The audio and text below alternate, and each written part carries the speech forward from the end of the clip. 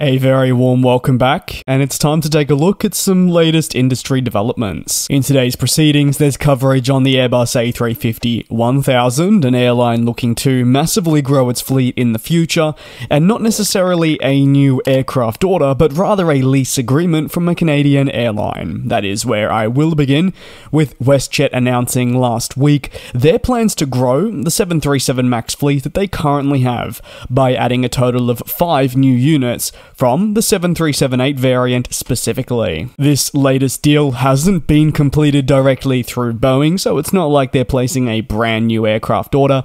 WestJet says it has struck a leasing agreement with China Development Bank Financial Leasing, or CDB Aviation, for 3 737-8s. That means, based on my very brilliant calculations, there should be 2 more left, and those will be coming from Aviation, which is a leasing company you're probably a lot more familiar with, especially if you tune into videos here on the channel. WestJet expects deliveries for these aircraft to occur in early 2025, and these Boeing 737 MAX jets will ultimately address growing capacity and align with WestJet's overall forecast, which sees them expecting demand to continue increasing into specific markets. Thus, having adequate aircraft to perform operations to high standards is very much essential, and they deem that new aircraft are required. The WestJet Executive Vice President really discussed that they're looking to add on their existing base of 737 MAX family jets because they want to enhance their fleet and also enable perfect execution of affordable and diverse air travel options for all of their guests.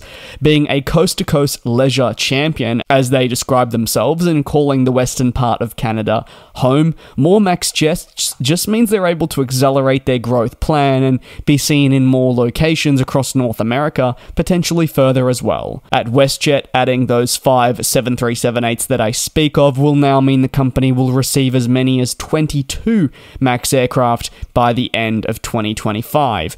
However, this will increase tenfold by the end of 2028, with up to 62 additional units slated for delivery. I think it's very important to also mention that there's a lot of uncertainty around where the MAX program is going to be heading. Last week, the Federal Aviation Administration said that they would not allow Boeing to increase production of the aircraft type until they conducted their own very thorough investigations and also inspections into the production practices.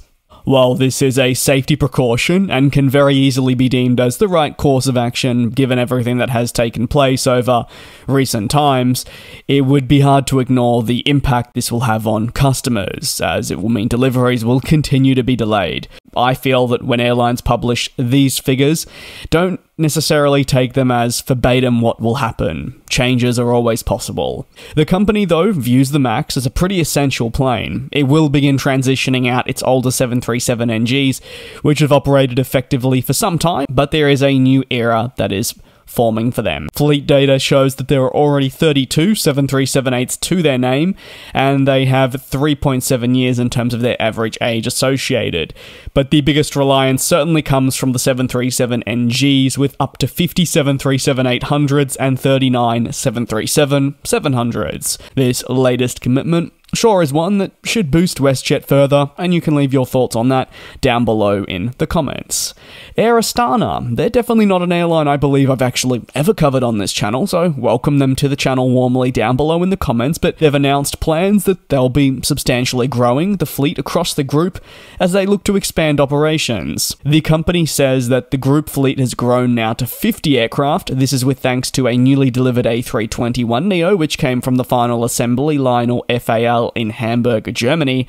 However, the appetite to continue growing is something that remains true, and the group believes it can successfully implement a strategy to meet the appetite that is present, and I guess you could say, fill them up. Air Astana will aim to increase its fleet to 80 units by the end of 2028 as part of its long-term strategy. Several aircraft types are used across the Air Astana group. However, their purposes with the mainline, and I can't forget the low-cost brand that is present, differs in several ways. The most notable aircraft is the A320neo, with this operating across the low-cost and the more premium options in the group. However, the configuration significantly differs The low-cost unit I speak of operates an all-economy 188-seater aircraft, but if I take a look at Air Astana, they have 16 business class seats and 132 economy, which makes it a two-class configuration. You can notice the substantial difference, therefore, based on total capacity, just because they've included business class. The airline has 3 767s in service. On top of that, there's the A321LR, regular A321CO, and the next generation A321neo. Across the group, though, the average fleet is about 5.2 years of age, which makes it relatively young, and when you take a look at the aircraft that they will be welcoming to go from 50 to 80 units, and then the retirements we may also see, you'd probably expect that the average fleet age will continue to drop depending on when these deliveries are scheduled for. And the final story of today sits with Japan Airlines, who right at the end of January finally entered their new flagship, the A350-1000, into service towards the United States and specifically New York, thus really flexing the capabilities of the new aircraft and just how the airline plans on utilizing it for the future. The entry into the service for the Dash 1000 seems like it's been a long time in the making, and that's because it has. There was a multi-month wait as the major aircraft manufacturer of Airbus battled their own supply chain difficulties amongst other challenges that have seen delivery delays occur. So Boeing are not the only ones, it's an industry-wide problem. JA01WJ was the first A350-1000 delivered, with flight records actually showing the aircraft arrived in Tokyo from Toulouse on December 14th, 2023, and then on January 24th, 2024, it would go on to operate its first commercial flight, with service between Tokyo Haneda and New York JFK as JL6, the return leg being JL5. The debut of the A350-1000 also follows relatively little activity. You can see this via Flight Radar 24 data. When introducing a new aircraft type, airlines will typically deploy the aircraft across short-haul domestic flights to familiarize the crew. That would only really occur with the first aircraft that is joining from a new variant or series. Adding the A350-1000 doesn't represent a new aircraft family, rather just a new variant, and Japan Airlines already heavily relies on the Dash 900, so you could argue they're pretty familiar with what the series can offer. But the configuration and overall purpose of the Dash 900 and the Dash 1000 for Japan Airlines significantly differs, with the latter focusing on more longer-ranged flights. While New York has been earmarked again as that first destination, the airline plans on serving Dallas, also from Tokyo Haneda, sometime in the future. Many routes are earmarked by the operator, especially as they look to use this next-generation plane to replace the 777-300ERs. However, much will rest on the frequency of arrival for these planes, and then in line with when these changes can occur. Japan Airlines says yes, 2 A350-1000s have been delivered, but the arrival of a third unit is when making those Dallas operations with the A350 will be made possible.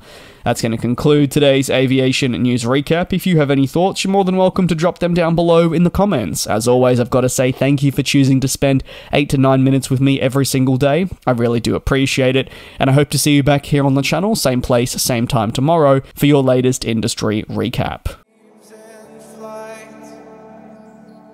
And we'll fly.